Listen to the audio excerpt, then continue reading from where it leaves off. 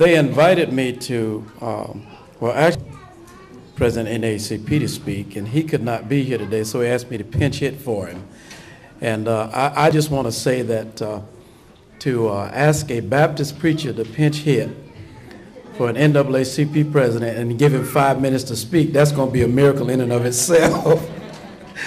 But I'm delighted to be here. I'm one of the vice presidents of the local NAACP and former educator of 24 years. And some of you might remember me because I ran recently for State House 55 against Mr. Roussan. So that tells you a little bit about me, and I'm a resident of St. Petersburg now.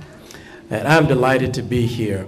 These children, isn't it wonderful that we have programs like this? And I want to congratulate Ms. Johnson and the HIPPY staff and others who have helped to make this event possible, and all the parents that are supporting these children. And there's research to show that when parents support their children, they do better. Let's give the parents and the children a hand.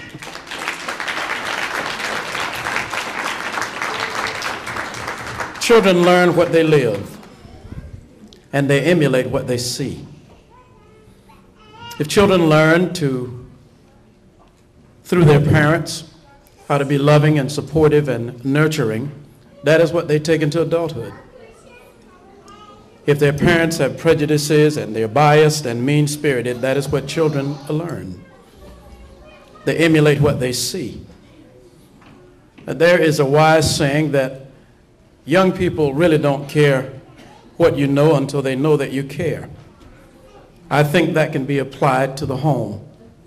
The children really don't care a whole lot about what their parents know and say until they understand that their parents care. There's a scripture in the Bible that says, train a child up in the way that he shall go, and when he's old he won't depart from it. That does not mean to abuse children, but it does mean a good mixture of compassion and firmness and discipline. Sometimes our children need tough love, and they need to see parents who can engage in compassion and sensitivity and firmness at the same time. I never will forget an experience I had as a school teacher. I had a group of gifted children, and if any of you have ever taught gifted children, you know that that's a unique animal.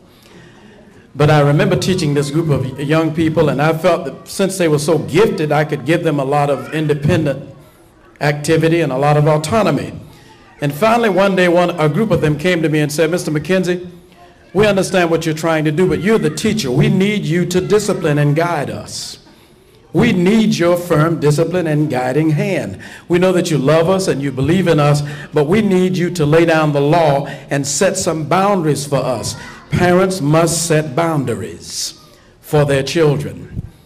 We hear a lot of talk about how Asian children excel in science and math, and how African American children tend to excel in sports and other arenas, and how different groups excel in different areas. Well, you become what you do. Asian children have no greater capacity to learn or to do well in science and math than any other group, but their culture lends them in that direction. Their culture is what leads them down that pathway. Children learn and become good at what they do and what their parents encourage them to do. And if we allow our children to consume hours and hours of television, and we allow our children to consume hours and hours of leisure, then we are going to find that at the end of that process, we have a product of what we've allowed and what we have practiced in our home. But if we love our children and we discipline our children and we guide our children with firmness and compassion, we will produce the end result that we desire. There's also a scripture adage that says a child left to himself can only bring shame. Children need governance, but they need love and support at the same time. So these are two things I want to share with you in terms of these wonderful children. As I was walking in, the young lady was singing Whitney Houston's song, or at least the one she's become noted for, Learning to Love Yourself. I believe the children of our future. Teach them well and let them lead the way. Show them all the beauty they possess inside. We must teach our children Invictus. that they are the captain of their lives, the master of their fate, that they are important, that they are significant, that they have value, that is inherent value, and that in this great scheme of things, their lives do matter. So we must teach them to learn to love themselves and to believe in themselves and to understand that if they fall down, everybody falls down, you can still get up. Some of us fall down again and again and again, but in the end, we get up and we keep moving, we keep living. That a part of life is to fall down and learn from our mistakes and do better the next time. Sometimes we have to teach our children to do like the little engine that could.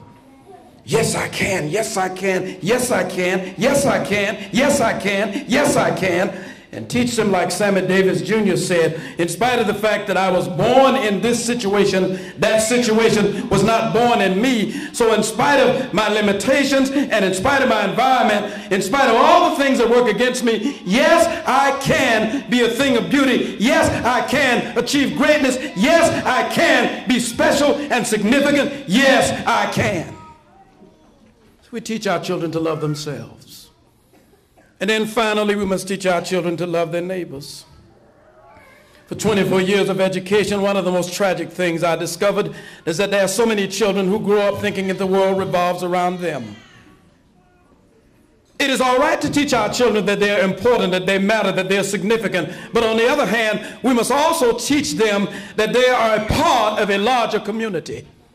There was a great man who once said, life's most urgent and persistent question is, what are you doing for others?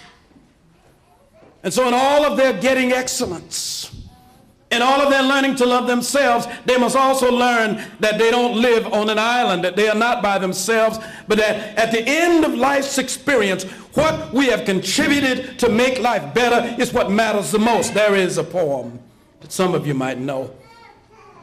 I think Henry Wadsworth Longfellow was the one who wrote it. And tell me not in mournful numbers, life is but an empty dream, for the soul is dead that slumbers, and things are not what they seem. Not enjoyment nor for sorrow is our destined end away. Teach our children but to act that each tomorrow finds us further than today. Art is long and time is fleeting, and our hearts, though stout and brave, still like muffled drums are beating funeral marches toward the grave. In the world's broad field of battle, in the bivouac of life, teach our children, be not like dumb driven cattle, but be a hero in the strife. Trust no future, nor air how pleasant. Let the dead past bury the dead. Act now in the living present, heart within and God o'erhead.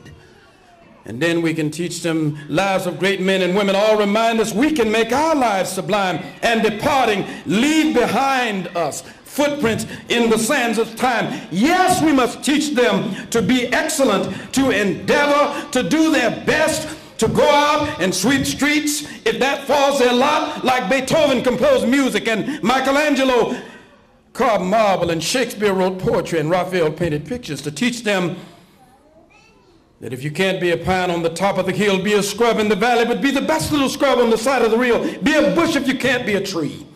You can't be a highway, just be a trail. If you can't be the sun, be a star. It isn't by size that you win or you fail. Be the best of whatever you are. We must teach them that they are to be their best, but that they are to be at best as an integral part of a larger community, because it is in giving to others that we find the best in ourselves. These beautiful little babies that are given to us through providence to shape into the leaders of tomorrow must be taught through nurturing and firmness and discipline and support that we care, and then must be taught that they are significant and they matter. But in the final analysis, they must also be taught that they are a part of a larger community and to contribute and to enrich and to make life better. Thank you.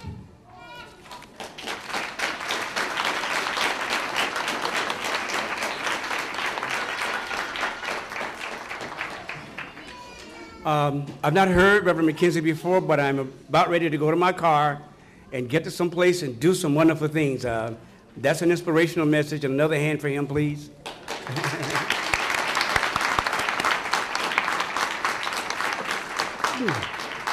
I understand at this point, parents, that you may begin to take your children over to the corner and have their pictures taken.